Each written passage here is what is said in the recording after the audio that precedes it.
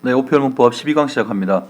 우리 전 시간까지 그 품사하고 기본적으로 단어 파트에서 혹은 문법 전체에서 사용하게 될 기본적인 용어들을 정리했습니다. 자, 오늘은 일단 품사 파트 가운데 첫 번째 체언에서 그 중에서 명사. 자, 명사 문제는 사실은 시험 문제에서 명사 자체를 특정해서 나오는 문제는 별로 많지는 않습니다. 그런데 이 파트에 나오는 문제 가운데 가장 우리를 골 때리게 만드는 건 뭐냐면 의존 명사의 띄어쓰기 문제입니다. 얘가 어미나 조사 혹은 접사하고 좀 구분이 안 되는 경향이 있어서 띄어쓰기에서 좀 문제가 될 수 있어요. 오늘은 물론 뭐 띄어쓰기 자체를 얘기하는 수업은 아닙니다만 이제 추후에 띄어쓰기 문제를 여러분이 분명히 한 번쯤은 고민을 해보게 될 텐데요. 자, 띄어쓰기는 일단 원칙은 이렇습니다. 원칙은 단어는 전부 다 띄워 쓰는 거죠. 예외가 하나가 있어요. 예외는 단어 가운데 단어이지만 띄워 쓰지 않는 놈은 조사 하나밖에 없다고요. 나중에 이제 선생님이 한번 정리해 드릴 기회가 있을 거고요. 두 번째는 자, 위에 나오는 단어의 일종이겠죠. 하나의 품사니까 의존 명사입니다. 간영어하고 의존 명사의 띄워쓰기가 문제가 되고, 그다음 세 번째는 본용언과 보조용언. 자, 본용언과 보조용언에서 띄워쓰기가 좀 문제가 될 수 있어요. 선생님이 지금 빠른 시간 내에 이 부분과 관련되어 있는 OPL 강의를 하나 준비를 할 텐데, 일단 오늘은 이것들 중에 뭘 볼 거냐면 의존 명사를 볼 겁니다. 그래서 일단은 문장에서 이 의존 명사가 어떤 건지 구분해낼 수 있어야 돼요. 금방 말씀드렸던 것처럼 어미나 접사나 조사와 형태가 비슷하기 때문에 일단 구분할 수 있어야 되고요. 구분하는 이유는 결과적으로 뭐 때문이냐면 금방 말씀드렸던 것처럼 띄워쓰기를 제대로 하기 위해서 의존 명사를 우리가 구분해내야 되는 겁니다. 자, 우선 의존 명사를 이야기하기 전에 명사에 대한 기본적인 얘기부터, 엄마도 알고 있는 아주 기본적인 얘기니까 한번 훑어만 봅시다. 자, 명사라고 하는 것은 일반적으로 사물의 이름을 나타내는 거라고 알려져 있어요. 자, 이름을 나타내니까 말 그대로 이름 명자를 적어서 명사라고 불렀겠죠. 얘의 종류는 몇 가지가 있는데요. 보통 명사냐 고유 명사냐, 이 얘기는 이미 여러분들이 영어 시간에 충분히 들었으니까 국어에서 굳이 얘기할 필요는 없어 보이겠죠. 그 다음에 오감 인식, 우리가 가진 오감으로 우리의 감각으로 인식할 수 있느냐 그렇지 않냐에 따라서 추상 명사와 구체 명사로 나누어지겠죠. 추상 명사 예를 들어보면 사람 같은 것들, 우리가 뭔지는 알지만 오감으로 만져보거나 볼 수는 없는 것들, 이런 것들을 추상 명사라고 해요. 자, 세 번째가 유정 명사와 무정 명사가 나오는데, 이건 사실은 현대 문법에서는 거의 이 용어를 본 적이 없을 거고요. 중세 문법을 공부하게 되면 유정명사, 무정명사에 따라서 조사들이 붙는 것들이 다를 수 있기 때문에 구분을 좀 하셔야 되는데, 유정명사는 말 그대로 감정을 느낄 수 있는 거예요. 이거를 이렇게 공부하는 사람들이 있어요. 생물이다. 물론 생물이 감정을 느낄 수 있습니다만 생물 속에 식물이 포함되나요, 안 되나요? 포함되죠. 식물은 포함되는데 식물은 유정명사가 아니에요. 그러니까 그렇게 외우지 말고 유정명사는 감정을 표현할 수 있는 건데 주로 사람이겠죠. 그죠? 당연히 사람, 그 다음에 동물도 여기에 포함되는 거예요. 신도 여기에 포함됩니다. 그 다음에 무정명사라고 하는 건 무생물, 감정을 못 느끼는 건데 주의할 건 식물이 여기에 포함돼요. 자, 소나무 같은 것들. 그래서 일단 유정이나 무정이라고 하는 것들은 많이 못 들어보던 거니까 이거는 좀 개념을 정리하시고, 마지막으로 이제 오늘 할 게 이겁니다. 자립성의 유무에 따라서 자립명사와 의존명사로 나누어집니다. 명사는 기본적으로 자립형소이기 때문에 혼자 쓰이는 게 일반적이죠. 근데 의존명사는 혼자 쓰이지 못해요. 그래서 오늘 이제 이걸 갖다 놓고 공부를 할 텐데, 자, 하나 이야기를 하고 시작합시다. 의존명사는 의존이라는 말 때문에 마치 얘가 한 개의 단어처럼 안 보여요. 그렇지만 얘도 어쨌든 명사인 거잖아요. 어쨌든 명사야. 그러니까 얘도 한 개의 독립된 단어라고 여러분들이 알고 계셔야 됩니다. 자, 일단 그러면 엄마도 알고 있는 명사의 특징 같은 것들 한번 정리해보고 지나갑시다. 자, 문장에서 주로 목적어 보어, 주어 목적어 보어로 쓰이죠. 그래서 명사를 의미로 구분하지 않고 기능으로 구분했을 때는 문장에서 몸체가 되는 부분이라고 해서 체언이라고 한다. 이건 다 알고 있는 이야기고요. 자, 그런데 그렇다고 해서 이게 명사가 문장에서 무조건 주어 목적어 보어로만 쓰이는 게 아니에요. 격조사랑 붙으면, 격조사가 뭐였죠? 관계언이었죠. 그죠? 격조사랑 붙으면 문장에서 모든 문장 성분이 다 될 수 있어요. 자, 오늘은 문장 성분 강의를 하고 있는 것은 아닙니다만 그래도 한번 간단하게 훑어는 보고 지나가 볼게요. 자, 문장 성분의 종류는 몇 가지가 있어요? 품사는 우리가 전 시간에 했었어요. 품사는 의미에 따라 구분하면 몇 가지였죠? 9가지였죠. 9가지. 자, 문장 성분은 총 7가지로 구분하게 됩니다. 이거 언제 배웠냐면요. 중2 땐가 중1 땐가 배웠을 거예요. 자, 일단 주성분하고요. 문장에서 반드시 필요한 주성분, 그 다음에 부속성분이라고 하는 놈이 하나가 있고요. 그 다음 마지막으로 독립성분이 있죠. 그래서 주성분에는 주어, 목적어, 그 다음 보어, 마지막으로 서술어가 여기에 포함되고요. 부속성분은 관형어, 체언을 꾸며주는 관형어, 체언 이외의 모든 걸 꾸미는 부사어, 얘들은 부속성분이고, 마지막은 누구누구야 부르는 거 있죠, 그죠? 그런 걸 독립어라고 부릅니다. 보통 혹격조사가 붙는 것들. 그래서 총 7가지인데 우리가 알고 있는 기본은 명사는 문장에서 주어나 목적어나 혹은 보어로 사용된다라고 알고 있지만 사실은 조사가 붙으면 전부 다 쓰일 수 있죠. 예를 한번 들어볼게요. 명사 뭘로 할까요? 영의로 할까요? 영의? 자, 영의로 하겠습니다. 사람 이름이니까 당연히 고유명사겠죠. 이 뒤에다가 조사 가를 붙여볼게요. 이게 붙으면 주어가 되죠. 그죠? 영의를이 붙으면 목적어가 됩니다. 나는 영의가 아니다. 가가 붙으면 보어가 되고요. 나는 영의다. 이렇게 붙으면 서술어가 되죠. 영의의 가방, 의가 붙으면 관형어가 됩니다. 나는 영의에게 뭐뭐 했다. 이렇게 붙으면 얘는 부사어가 되죠. 영의야 이렇게 혹격조사가 붙으면 독립어가 됩니다. 그러니까 오해하지 말 것은 명사라고 하는 것이 문장에서 무조건 주어, 목적어, 보어로 쓰이는 것이 아니라 관계어니 무엇이 붙느냐, 격조사가 무엇이 붙느냐에 따라서 문장의 모든 성분이 전부 다 될 수 있습니다. 그 다음은 형태가 변하지 않는 불변어라고 그랬죠. 이것도 전 시간에 강의했던 거 기억나실 거예요. 모든 품사 가운데서 불변어는 차라리 가변어를 빼는 게 빠르겠네요. 가변어는 용언, 동사하고 형용사만 가변어였었고 예외적으로 조사는 불변어지만 그 중에 서술격 조사 이다는 가변어라고 얘기했었습니다. 어쨌든 우리가 오늘 공부하게 될 명사는 불변어 속에 포함되는 겁니다. 그리고 이 명사 뒤에는 격조사가 붙게 되겠죠. 자, 그러면 이제 오늘 실제로 공부하게 될 이 명사 가운데서 의존 명사를 공부를 하시게 될 겁니다. 일단 정의부터 먼저 보죠. 의존 명사는 자립성이 없어요. 혼자는 못 쓰인다고 혼자 사용될 수가 없어. 그런데 뭐의 수식을 받냐면 항상 얘랑 한 세트예요. 관형어. 관형사가 아닙니다. 관형사는 관형어의 범주에 포함되는 거예요. 우리가 지금 말하는 관형어는 문장 성분이고 여러분 지금 머릿속에 떠오른 관형사는 품사입니다. 선생님이 지금 말하는 건 관형사가 아니고요. 관형어를 말하는 겁니다. 관형어의 수식을 받아서 사용하는 명사라고 되어 있습니다. 자, 자립성이 없지만 한 개의 독립된 단어, 이거는 앞서 말씀드렸죠. 독립된 단어로 인정한다라고 되어 있고요. 자, 의존명사는 실제로 형태가 어미, 조사 혹은 접사와 매우 비슷하기 때문에 얘를 잘 구분을 해야 되는데 왜 구분을 굳이 해야 되냐면 얘들은요 앞에 단어와 띄워 쓰지 않습니다. 반면에 의존 명사는 형태가 비슷하거나 똑같지만 얘는 한 개의 단어이기 때문에 띄워 써야 돼요. 결과적으로 서두에 말씀드린 것처럼 우리가 왜 의존 명사를 구분해야 되는가? 띄어쓰기 문제에 대응하기 위해서 거기에 준비하기 위해서 의존 명사를 공부를 해두셔야 되는데요.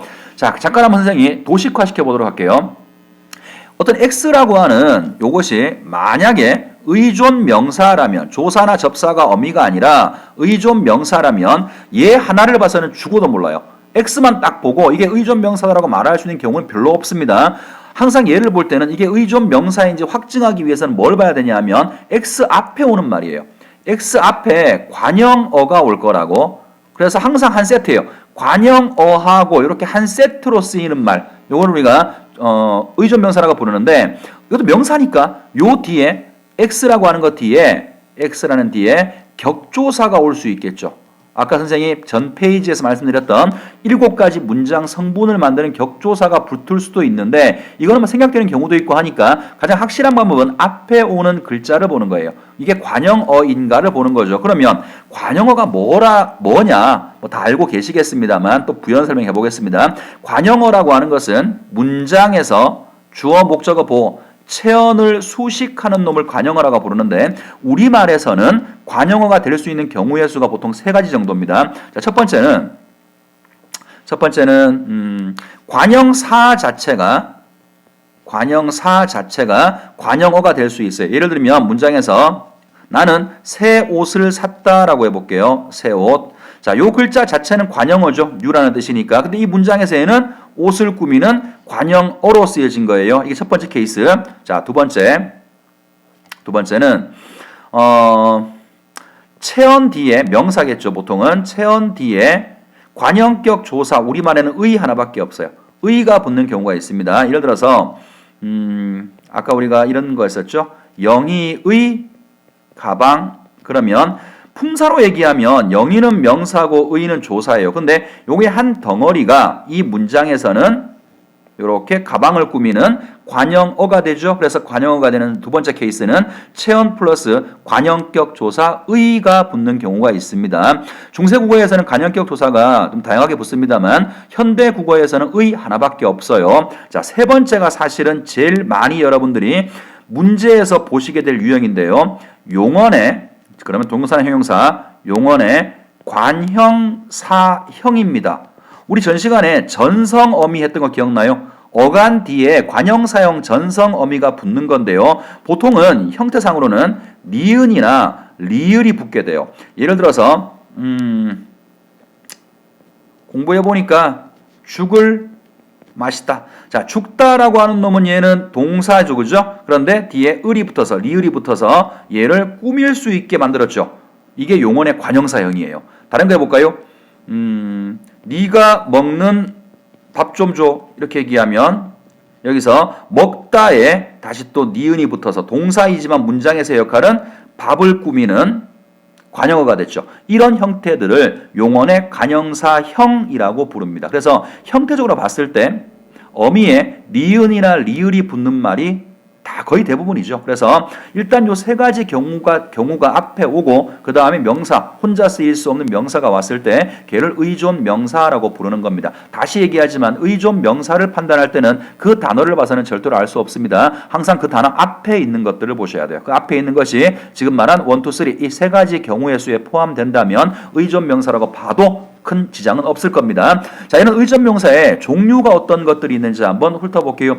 종류는 첫 번째는 의미에 따른 구분이 있어요. 자, 의미, 물론 의존 명사는 명확한 의미가 있다라고 말할 수는 없습니다만 그래도 의미가 첫 번째가 형식성 의존 명사라고 불러요. 형식성 의존 명사라고 부르는데 얘는 실질적 의미가 매우 희박합니다. 그러니까 그 자체가 어떤 의미가 있다라고 말하기가 좀 애매한 것들이에요. 예를 들면 어떤 게 있냐면 친구의 것을 탐내지 마라. 것. 자, 것. 뒤에 목적격 조사가 붙었죠. 그 다음에 친구의 관형어의 수식을 받죠.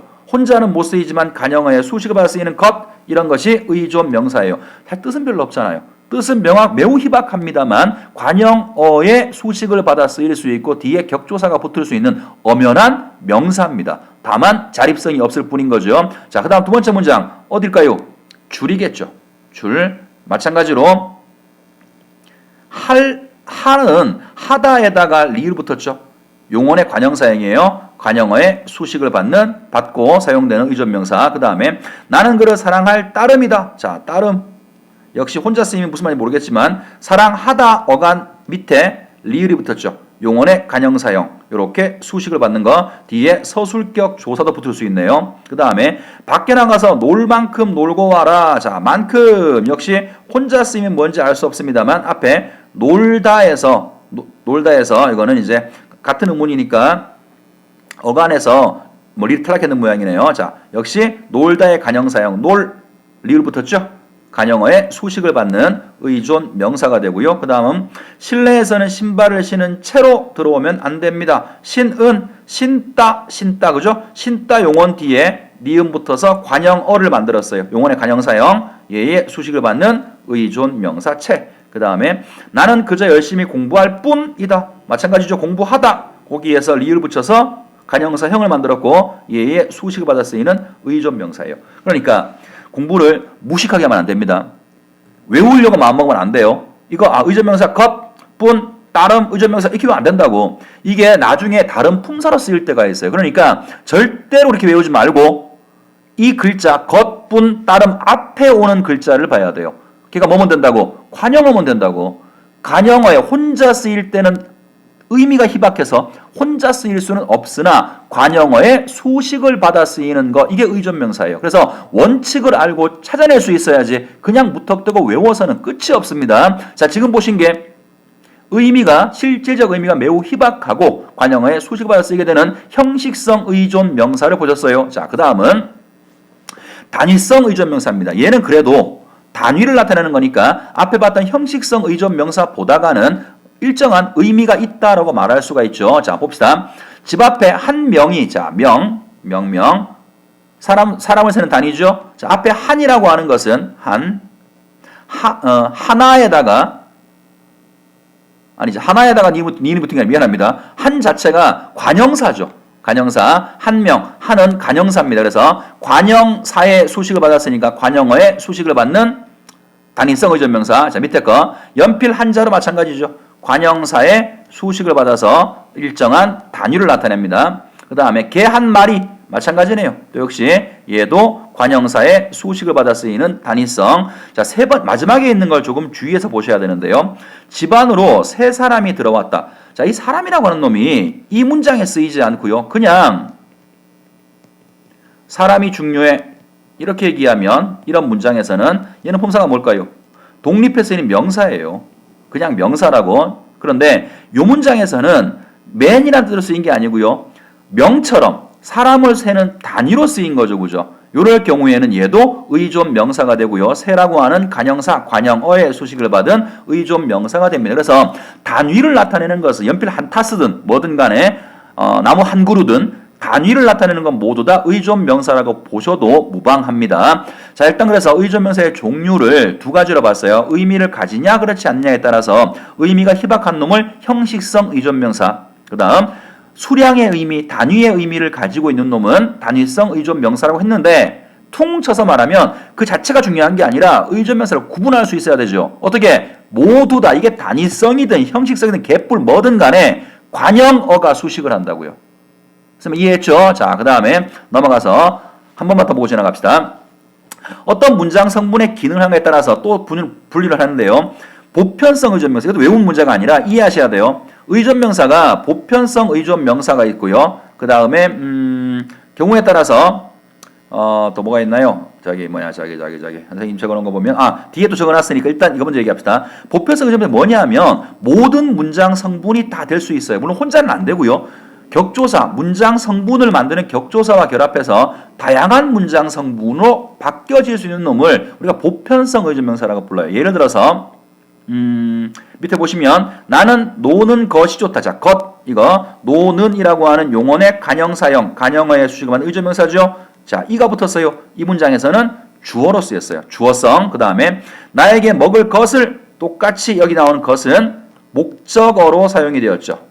그 다음에 마지막 세 번째 거, 이것은 네가 볼 것이 아니다. 자, 이거는 아니다, 되다, 아니다 앞에 오는 말을 보호라고 하죠. 이거는 자 보호로 사용됐어요. 그 다음 하나 더, 이 물건이 내가 어제 산 것이다. 자, 서술격 조사 이다가 붙어서요. 요 것은 서술어로 사용이 되었죠. 이런 식으로 조사가 붙어서 다양한 문장 성분으로 사용될 수 있는 의존 명사를 보편성 의존 명사라고 불러요. 자, 이제 의미했죠. 그러면 다 그런 거 아닌가요? 아닙니다. 예를 들어서 일정한 특정한 문장 성분으로만 쓰여지는 것들이 있는데요. 예를 들어서 의존명사 줄. 자, 줄. 이건 예문을 안 만들었어요. 설명을 하겠습니다. 줄은 목적어성 의존명사예요. 그럼 우리가 만들어 봅시다. 자, 줄이라고 하는 걸 의존명사로 집어넣어서 여러분이 한번 문장을 만들어 보세요. 줄가, 줄이다, 줄의 다 이상해요. 뭐뭐 할 줄을 모른다. 항상 목적어로 사용되죠. 이럴 놈을 목적어성 의존명사라고 불러요. 자, 한 개만 더 해볼까요? 따름. 자, 이것도 의존명사죠. 따름은 서술성 의존명사예요. 서술어로만 쓰인다고요. 따름가 본 적 없죠? 따름을 본 적 없습니다. 따름이다는 본 적 있죠.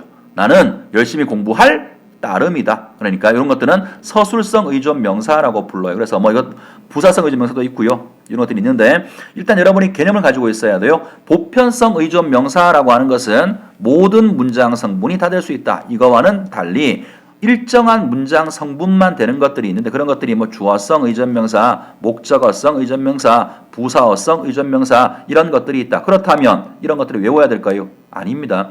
개념을 잡는 거죠. 보편성은 이렇게 판단하면 되고 그 다음에 주어성, 목적어성, 부사어성은 이렇게 판단하면 되겠다라고 개념을 잡으시고 용어의 정의만 알아두시면 됩니다. 자, 일단 그러면 설명을 전부 다 했어요. 이제 문제를 갖다 놓고 우리가 이런 것들을 찾아낼 수 있는지를 같이 한번 연구를 해보겠습니다. 자, 오피어 문제 첫 번째는 2017년 3월달 문제입니다. 이게 문제가 의존명사 문제가 실제로 이렇게 많이 독립해 나오지는 않아요. 보통 띄어쓰기 문제에 선지로 하나가 들어가거나 어떤 다른 문제 속에 들어가는 경우는 많은데 의존명사를 딱 띄워서 직접적으로 물어보는 경우는 많이 없어서 선생님이 나왔던 모의고사 중에서 최근 것 중에서는 2017년 문제를 골랐는데 이 문제는 의존명사 문제이기도 합니다만 동시에 사전의 활용 문제이기도 합니다. 한번 볼게요. 보기를 참고할 때 밑줄 친 부분이 바르게 쓰인 걸 골라보라고 해서 첫 번째, 자, 채라고 하는 게 나왔는데요. 얘는 의존명사랍니다. 관형어에 수식을 받아 쓰이는 의존명사니까 앞에 관형어가 온다면 걔랑 띄워 써야 되는 거죠. 자, 의미는 있는 상태라는 겁니다. 상태 그대로 있다라는 뜻을 가지고 있대요. 자, 그럼 또 마찬가지로 형태가 다르죠. 안으로서는 어이, 또 채가 있고 얘도 의존명사인데 그럴듯하게 꾸미는 거짓 태도나 모양을 채라고 한답니다. 그 다음에 째가 나왔어요. 자, 얘는 접사라고 되어 있죠. 그죠? 그렇다면 얘는 앞에 오는 단어가 뭐든지 간에 일단 붙여 쓰는 거죠. 앞에 뭐가 오겠어요? 어근이 오겠죠.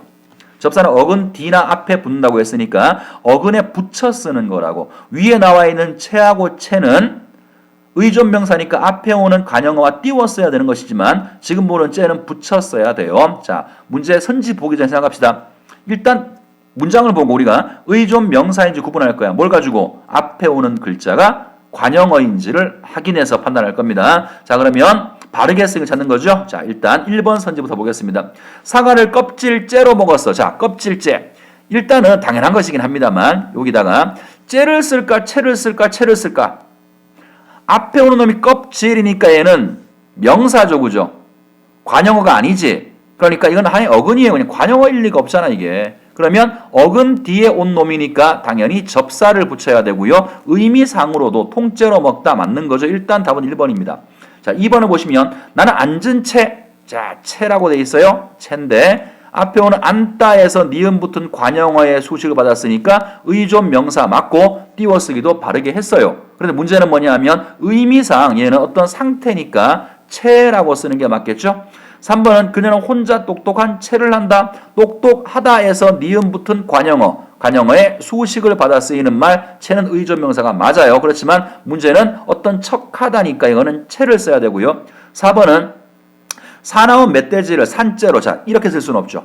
째는 무조건 의존명사니까 앞에 말에 붙였어야 된단 말이에요. 그죠? 그러니까 이거는 일단은 그냥 눈으로 봐도 잘못된 거고요. 그 다음에 맞게 고쳐봅시다. 니은 살다에서 니은부터 관형어의 수식을 받는 말이니까 어떤 상태를 나타내는 산채로 잡다가 맞겠죠. 마지막 곰이 다가오자 그는 죽은 채. 죽다에서 니은 붙어서 관형어를 만들었고 수식을 받는 의존 명사인데 밖으로 채를 쓰는 게 아니라 어떤 척하다 이렇게 채를 써야 되겠죠. 그죠? 그래서 이거는 의존 명사는 결국 이런 얘기입니다. 문제가 되게 쉬워서 엄마도 풀만한 문제인데요. 뭘 보여주는 거냐면 뭘 설명하고 싶은 거냐면 의존 명사는 이렇게 구분해서 띄워 쓰는 거고 접사는 어근에 붙여 쓰는 거다. 그 얘기를 하고 싶은 거예요. 자, 문제가 너무 짧아서 하나만 더 풀어보겠습니다. 자, 두 번째 문제는 다음에 기역 니은에 들어갈 용례로 적절치 않은 걸 물었습니다. 자, 옳지 않은 걸 물었는데 일단 학생의 질문부터 볼게요. 선생님, 이렇게 많은 걸 언제 다 모았니라고 할 때 여기서 걸은 띄워 써야 하나요? 아니면 붙여 써야 하나요? 자, 우리 알고 있죠? 걸이 만약에 의존 명사로 쓰였다면 얘는 띄워 써야 되는 거고요. 걸이 만약에 어미로 쓰이거나 접사나 혹은 조사 그런 경우라면 붙여 써야 되겠죠? 자, 그랬더니 선생님의 설명을 보겠습니다. 이 경우에는 띄워 쓰는 것이 맞아요. 자, 다시 한번 그 문장 볼까요? 이렇게 많은 걸 많다에서 형용사 많다 용언 뒤에 은을 붙여 관형을 만들었죠. 관형어의 수식을 받고 있는 거죠. 아마 이것은 걸 요 말의 준말인 것 같아요. 그죠? 어쨌든 간에 걸은 관형어의 수식을 받으니까 의존 명사가 되고 그래서 띄워 쓰는 게 맞다라고 했어요. 자, 걸은 것을 구어적으로 나타낸 것이 것이랍니다. 여기서 것은 의존명사 거에 해당하므로 앞말과 띄웠어야겠지요. 그런데 걸이 가벼운 반박이나, 자, 여기까지가 이제 의존명사에 대한 설명이고요. 다른 설명. 그런데 걸이라고 하는 놈이 가벼운 반박이나 감탄의 뜻, 반박이나 감탄의 뜻을 나타낼 때에는 앞말에 붙여 써야 합니다. 왜냐하면 이때 걸은 니은걸, 는걸 등과 같은 어미의 일부이기 때문이지요. 그럼 이를 바탕으로 각각의 용례를 해당하는 것을 찾아볼까요? 자, 이제 이것이 의존명사 문제의 가장 전형적인 문제예요. 띄웠을 거냐? 그렇지 않을 거냐? 자, 그러면 용례를 보면요. 띄워 쓰는 경우가 기역이라고 되어 있고요. 띄워 쓰는 게 기역이죠. 그러면 이게 의존명사라는 얘기겠네. 의존명사는 기역이고요. 그 다음에 니은은 붙여 쓰는 것이니까 어간 뒤에 붙은 어미일 경우에는 니은으로 보시면 됩니다. 자, 일단 1번부터 보죠. 몸에도 좋지 않은 걸, 자, 좋지 않은 것을이겠죠, 그죠? 그러면 좋지 않다 형용사에서 용언에서 니은 붙은 관형어의 수식을 받았으니 얘는 의존명사 띄워 쓰는 게 맞습니다. 그래서 얘는 기억의 용례 문제가 없죠. 2번은 내가 바라는 걸 너는 알고 있지. 자, 마찬가지죠. 이 걸도 것을이고요. 바라다에서 니은 붙어서 관형어의 수식을 받았으니까 얘도 의존명사 띄워 쓰는 게 맞습니다. 2번도 기억 맞게 설명했네요. 3번 날이 흐린 걸 보니 곧 비가 오겠네. 흐린 걸. 자, 보세요. 3번은 지금 붙였었죠. 흐린 걸이라고 붙였었어요. 그러면 이거를 한번 나눠볼게요. 날이 흐린 것을 목적격 조사가 붙고요. 그 다음에 흐리다에서 니은부터 관형어의 수식을 받았으니까 얘는 얘처럼 붙여 쓰는 게 아니고요. 띄워 써야만 되는 거죠. 고로 얘는 기억의 용례가 아니고요. 니은의 용례가 아니라 기억의 용례가 돼야 되니까 답은 일단 3번이겠네요. 4번도 확인하겠습니다. 그만하면 훌륭하던 걸 뭐, 자, 훌륭하던 걸 이렇게 되겠죠. 훌륭하다의 어간 하에다가 과거 시제 선언어미 더가 붙고요. 그 다음에 종결어미 니은 걸이 붙은 거예요. 그러니까 이건 어미니까 앞말에 붙여 쓰는 게 맞죠, 그죠? 4번도 니은 맞게 설명했습니다. 자, 마지막 하나. 야, 눈이 많이 쌓였는 걸. 자, 쌓이었는 걸. 감탄을 나타내는 거고 앞에 오는 어미에 붙어 있는 거죠. 그죠? 그래서 요거는 답이 3번으로 보시면 됩니다. 그래서 이런 식으로 지금 보다시피 어미하고 의존명사를 구분하기가 조금 좀 힘들 수 있어요. 그래서 연습들을 해보셔야 되는데 어쨌든 공부의 방향은 그냥 외워야 될 문제는 아니에요. 의존명사 종류 이런 게 있어 막 외운다고 될 문제가 아니라 지금 보시는 것처럼 개념을 잡고 문제를 한두 개 풀어보면서 이렇게 사용되는 거구나 알아두시면 문제 나오더라도 큰 어려움 없이 풀어낼 수 있을 겁니다. 자, 수고 많았습니다.